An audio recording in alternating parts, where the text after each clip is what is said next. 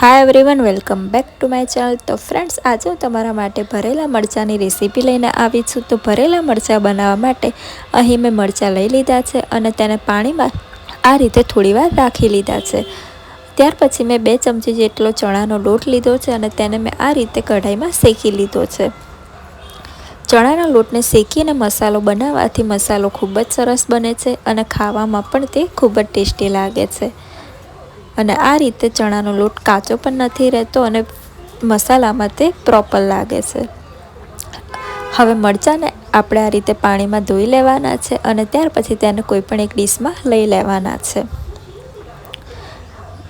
ચણાના લોટનો મસાલો આપણે મરચાંના માપ પ્રમાણે જ લેવાનો છે। અહીં મેં 250 ગ્રામ મરચાં લીધા હતા અને તેના માપમાં મેં 2 થી 3 ચમચી જેટલો ચણાનો લોટ લીધો છે। હવે ત્યાર પછી મરચાંને આ રીતે 2 સાઈડ કટ આપી દેવાની છે અને ત્યાર પછી તેના જે અંદરના બીજ હોય છે તે નીકાળી લેવાના છે। હવે શેકેલા ચણાના લોટમાં મેં 1 ચમચી હળદર, 1 ચમચી ધાણા જીરું લીધું છે અને 2 ચમચી જેટલું મેં મીઠું લીધું છે અને ત્યાર પછી ખાંડ અને લીંબુનો રસ આ રીતે મેં મિક્સ કરી લીધો છે અને ત્યાર પછી થોડું તેલ ઉમેરી લીધું છે અને લાલ મરચું ઉમેરી લીધું છે। બધા જ મસાલા તમારે તમારા સ્વાદ અનુસાર જ ઉમેરવાના છે। હવે બધા જ મસાલાને આપણે ચણાના લોટમાં મિક્સ કરી લેવાના છે। ચણાના લોટનો એકદમ પીળો કલર ન થઈ જાય ત્યાં સુધી આપણે તેને મિક્સ કરતું જવાનું છે। તો હવે ફ્રેન્ડ્સ, આપણો મસાલો પણ રેડી થઈ ગયો છે। હવે આ મસાલાને આપણે મરચાંમાં ભરી લેવાનો છે। તો મરચાંમાં આ રીતે મેં બધા જ બીજ નીકાળી લીધા હતા। હવે ત્યાર પછી મસાલો આપણે બહુ વધારે પડતો નથી ભરવાનો, માપસર જ મસાલો આપણે મરચાંની અંદર ભરી લેવાનો છે। આ મસાલાની એકદમ ઇઝી રેસીપી હતી અને આ મસાલાથી આ ભરેલા મરચાં ખૂબ જ સરસ લાગે છે।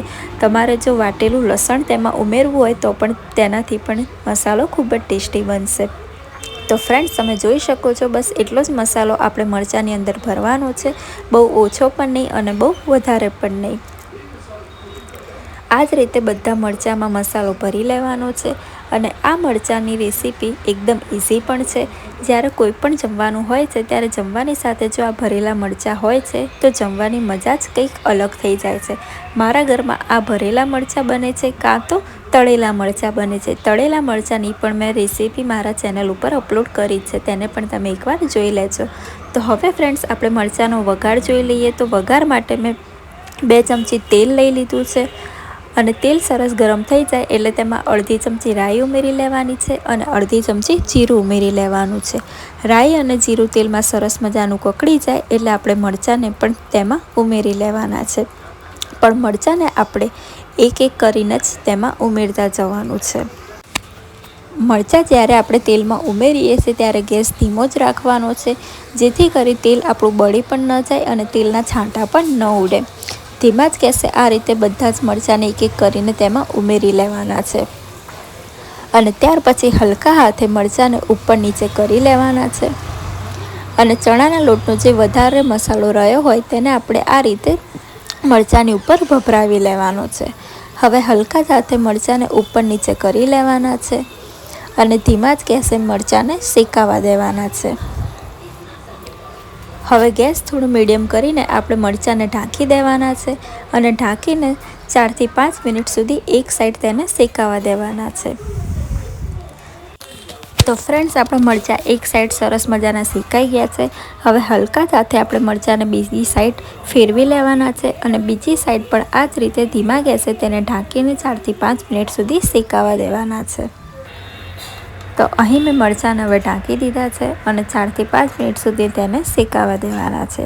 તો ફ્રેન્ડ્સ, તમે જોઈ શકો છો કે મરચાંનો કલર સરસ મજાનો આવી પણ ગયો છે અને ચણાનો લોટ પણ સરસ મજાનો શેકાઈ ગયો છે। તો મરચાંમાં જ્યારે આ રીતનો કલર આવી જાય એટલે આપણે ગેસ બંધ કરી દેવાનો છે અને ફ્રેન્ડ્સ, આ કાઠિયાવાડી ભરેલા મરચાંની એકદમ ઇઝી રેસીપી હતી। આ રેસીપીથી તમે મરચાં અવશ્ય ટ્રાય કરજો। અહીં મેં મરચાંની સાથે સરગવા બટેકાનું શાક, રોટલી અને ખીચડી લઈ લીધી છે।